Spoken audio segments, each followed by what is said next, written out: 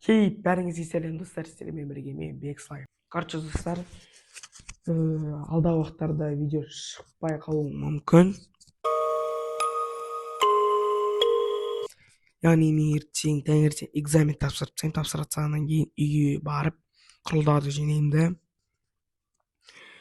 Сосын ертең 28 түнгі 12-лерде мама папамен бірге үшеуміз аэропортқа барып біз Турцияға ұшамыз.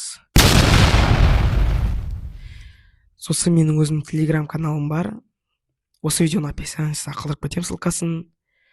И менің YouTube аккаунтымның описаниеда бар телеграм каналымның ссылкасы. Енді жаңалықтарды бөліп отыру үшін менің телеграм каналыма өтіп кетіңіздер.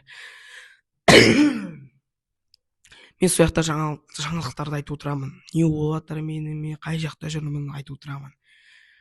Видеоның қашан шығатынын сол кезде айтамын. Сосын Турцияда видео түсіріп тұрамын арасында.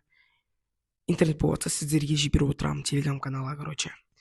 Енді алдағы уақыттарда мен шетелде жүремін елде. Қашан видео шығатынын білмеймін пока что. Ақтөбеге келген кезде ғана видео шығады, өйткені аяқта менде интернет болмауы мүмкін.